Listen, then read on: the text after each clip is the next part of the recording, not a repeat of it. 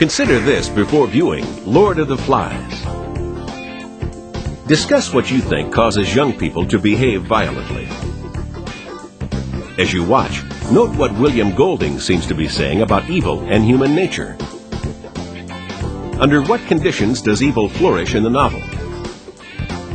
Pay attention to the role Golding thinks leaders and civilization play in influencing and controlling our violent tendencies. Assignment Discovery now presents Lord of the Flies.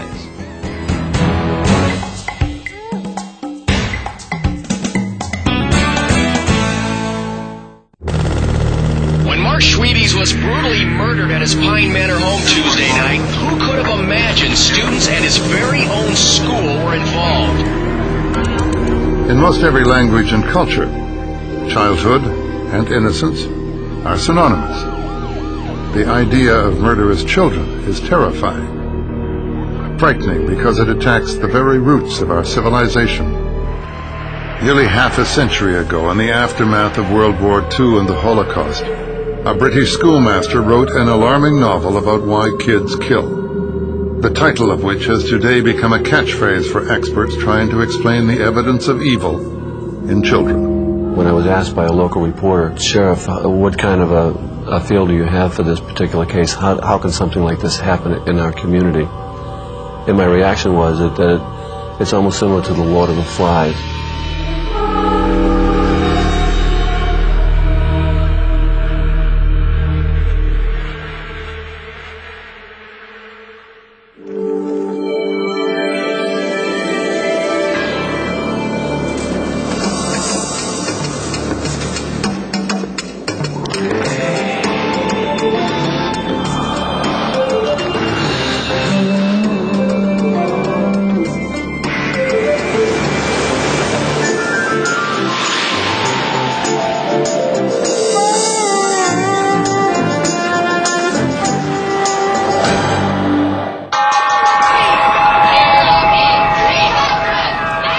A gang of British schoolboys is accused of attacking and killing a member of their group.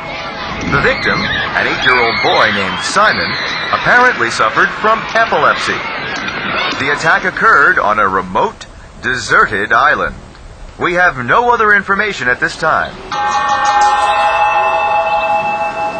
That's how a television reporter of today might render the critical event in William Golding's novel Lord of the Flies. It would fit right in with today's real headline.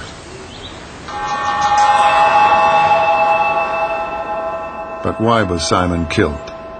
What is the source of such evil? Lord of the Flies opens with another war underway that threatens the use of nuclear weapons. A group of British schoolboys is being flown out of the danger zone when their plane is shot down and crashes, stranding them on a remote, deserted island. What follows is much more than a boy's adventure story. It is a fable with characters symbolizing large, abstract ideas. The first characters we meet are Ralph and Piggy. When he and Ralph find a conch shell on the beach, it is Piggy who thinks to use it to summon other survivors from the plane crash. At the sound of the conch shell, boys emerge from the jungle and make their way towards the noise. Off in the distance, a dark image begins to form and starts moving towards the boys. The strange procession is, in fact, a choir of boys from a different school who were also on the airplane. The leader of the choir halt! is Jack. Where's the man with the trumpet? Lurking beneath Jack's angelic appearance in his choir robes is someone who despises weaklings and loves ordering others around. I ought to be chief.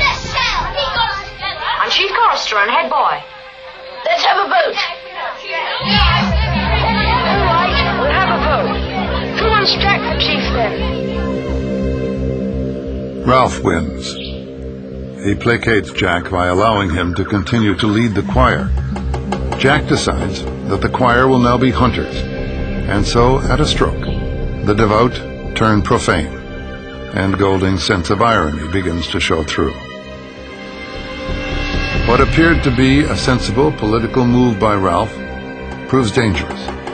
He has misjudged the aggressive nature of Jack and his lieutenant, a boy named Roger, who harbors a dark side.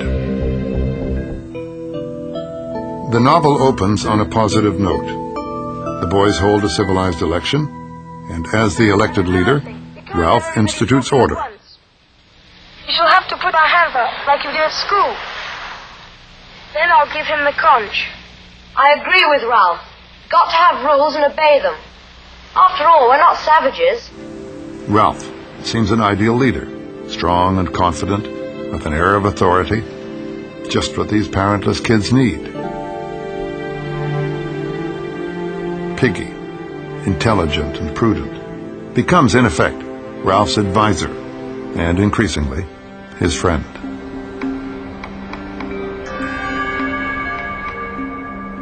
Ralph's top priority is to get rescued, and he instructs the boys to build a signal fire so a passing ship or plane might see the smoke.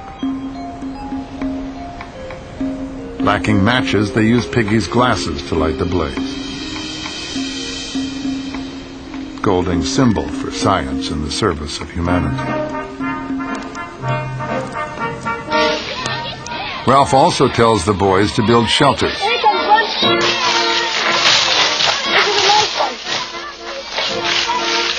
But all this work gets in the way of having fun. For Jack and his group, that means the hunt.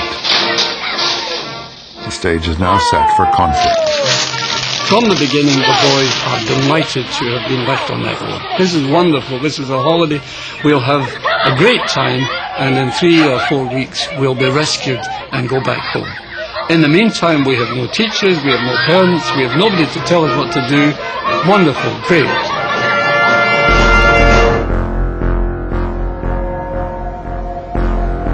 But when darkness comes, kids especially, and little kids more particularly, sometimes get scared. In the night, some vines move in the wind, and a little boy has a nightmare. The apprehension of dark and unseen things begins to grow. He wants to know, what are you going to do about the snake thing? Ralph laughed, and the other boys laughed with him. The small boy twisted further into himself. Tell us about the snake thing. Now he says it was a beastie. Well, the snake, of course, goes back to Genesis. The snake is the evil creature. It's associated in Western culture with the fall, and the island is about a fall. Evil is identified with something out there. And if only we could destroy that evil thing, then we would be at peace. On the island, the idea of something out there, a beast, a ghost, a monster, looms. Piggy dismisses the idea of such a creature's existence because it isn't rational, but no one listens to him. Ralph calls for order, and Jack promises to hunt down the beast, capitalizing on the fact that the boys are afraid. All except one, Simon.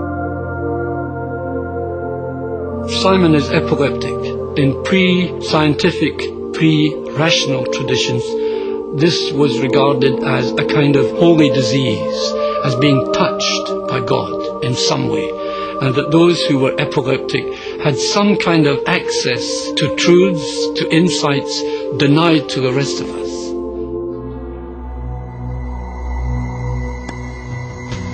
A story born out of the memories of war must now take a violent turn when the hunting begins. The first hunt is a bust. Jack wants to kill but can't. A residue of civilized squeamishness. He makes excuses for his failure, blaming it on the fact that the animal can see him.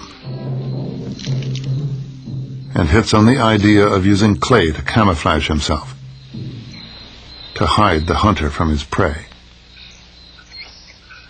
It becomes a uniform for all the hunters. Properly camouflaged now, Jack and his hunters won't fail again. Obsessed with hunting, Jack and his hunters neglect the signal fire. Come back! Come back! Ralph spots a plane passing nearby. Should have been with us, Ralph. There was lots of blood. You should have seen it. There was a plane. There was a plane! They might have seen us. We might have gone home. Two separate worlds collide here. Ralph is ruled by duty and responsibility, while Jack is consumed with bloodlust, the hunger to hunt. The little democratic society that the boys had constructed begins to divide into two camps. To this explosive combination, Golding adds the fuse. He introduces fear. Once again, the fire is out. Two boys tending it have fallen asleep. They awake to a flapping noise and a dark, looming shape. The beast. There really is a beast. They flee in terror to warn the others. There were eyes, teeth, claws. We ran as fast as we could, bashed into things. The beast followed us. I saw it slinking behind the trees. Nearly touched me.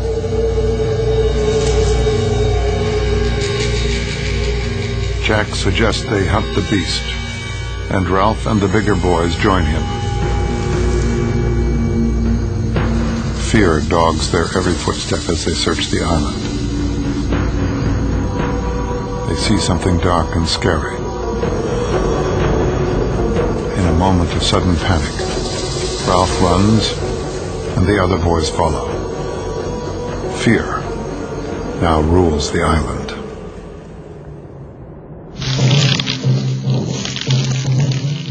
Golding isolates the boys on the island to prove just how quickly the control civilization imposes can break down. Jack and his hunters find another pig, a sow, and they kill it in a scene that suggests genuine depravity. A storm is brewing. Jack and his hunters decide to throw a feast and share the meat from the kill. Everyone has their fill of meat, and they begin chanting and dancing around the fire. Ralph and Piggy join the others in their wild frenzy. The immersion of the self in the passion of the group is an age-old means of unleashing the human capacity for evil.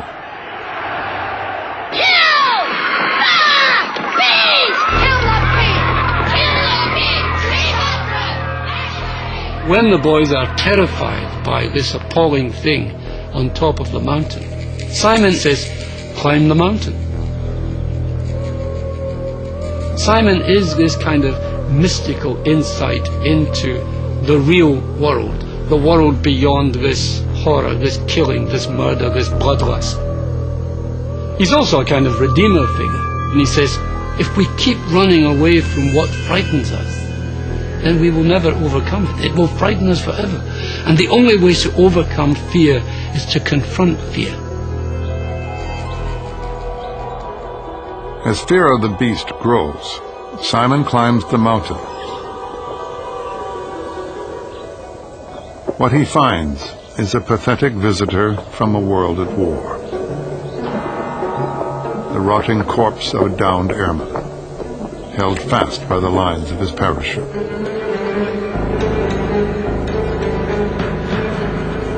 Simon charges down the mountain to tell the other boys. On his way, he comes upon a grisly sight that triggers an epileptic convulsion. Jack has mounted the sow's head on a pointed stick as an offering to the beast. In the midst of his seizure, Simon has a vision. This is the Lord of the Flies, and he hears it speak. There isn't anyone to help you. Only me, and I'm the beast. Fancy thinking the beast was something you could hunt and kill. You knew, didn't you? I'm part of you. Close. Close.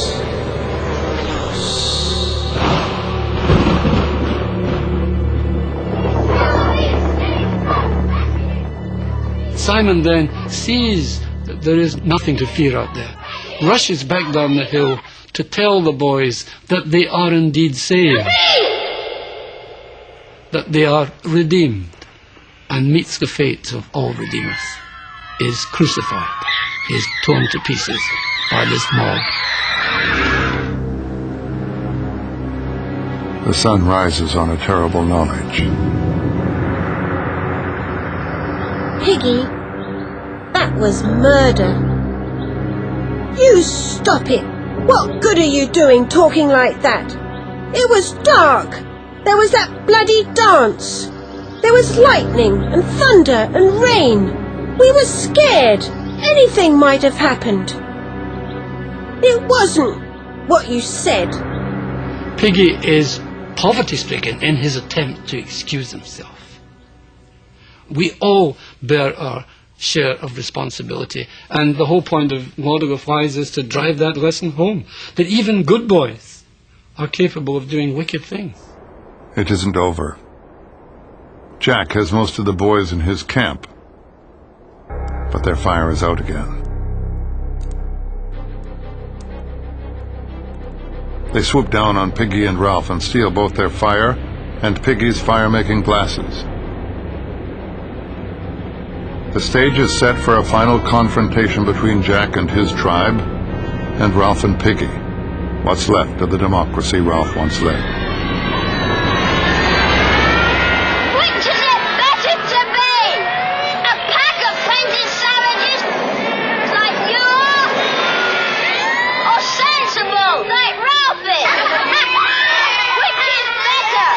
To have rules and agree, or to hunt and kill? Roger, high above them, supplies the answer.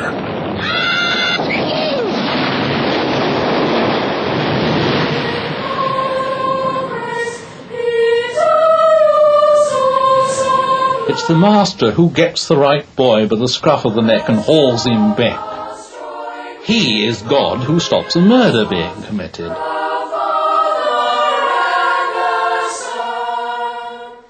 Now, when we translate that equation to the world of Lord of the Flies, it's a classroom without a master, and the boys can run amok. And as Roger comes to realize, if there is no God, then everything is permitted. And this, for Roger, comes as the most wonderful of liberations. He can do what he likes, and what he likes to do is to hurt people. Well, there's always going to be sadists somewhere. It's a not universal, but it's a natural condition. Bullies like bullying. They think about it all the time and practice it in the breaks. They're born that way. They like being that way. They revel in it.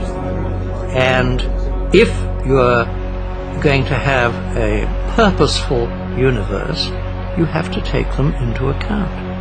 This, of course, is Golding's point.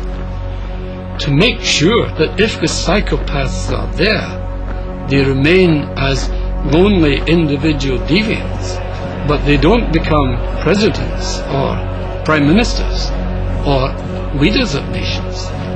Because when that happens, when Roger becomes the Führer or the leader of Soviet Russia, then it really does become hell upon earth. Golding is not saying, seek your salvation in the city. The kids are on the island in the first place because their apparently, allegedly civilized fathers have launched this dreadful atomic war. But neither is he saying, seek your salvation in nature. Because the kids go back to this paradisial nature, and they turn it into a miniature reflection of that awful life that their fathers are living back there.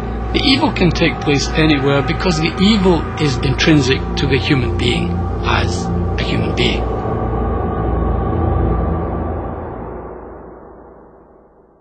Golding explained it this way. We are born with evil in us, and cruelty is a part of this.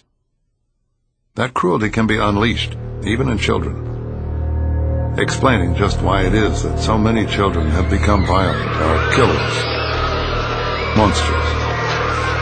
Golding said, if there is no one around to guide children, then they go wrong. He believed that the cruelty that lies latent in all of us flourishes when two conditions are present: fear and chaos. Chaos now reigns on the island. Ralph is the enemy and fears for his life. He is hunted, stalked like one of the pigs. The hunters use Piggy's glasses to start one more fire, to smoke out their prey.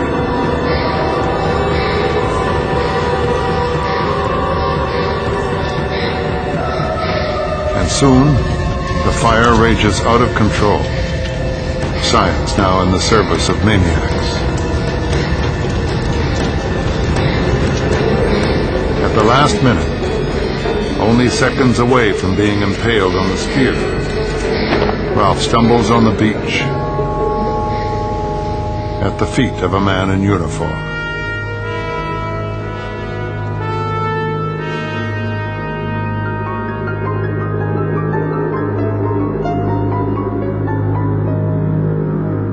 This little circle of boys who had been demons, who suddenly shrivel and become a lot of little snot-nosed, dirty kids who need a good bath. Golding is showing that what has gone on in this island has been the direct result of a loss of adult authority. Now, if we translate that to our world, what is going on in our world? Who is going to save us? The boys can be saved by one adult, Stephanie Shore. But where is the God who is going to step on the shore of our world and put an end to all the nasty nonsense which is in danger of leaving us all incinerated or dead?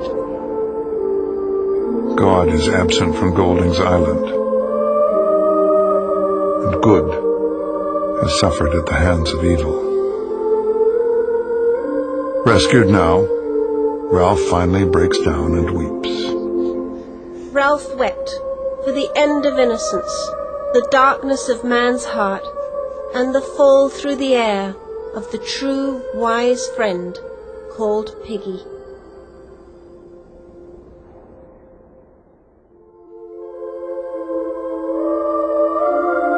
Keep watching.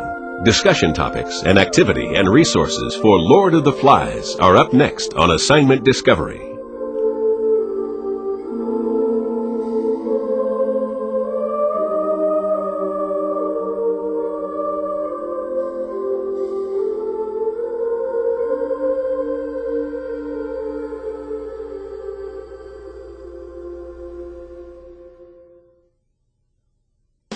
Now that you've seen Lord of the Flies, talk about this.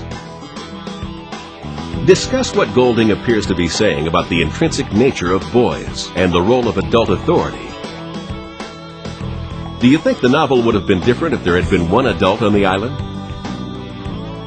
What might have happened if the novel had been about a group of stranded girls rather than boys?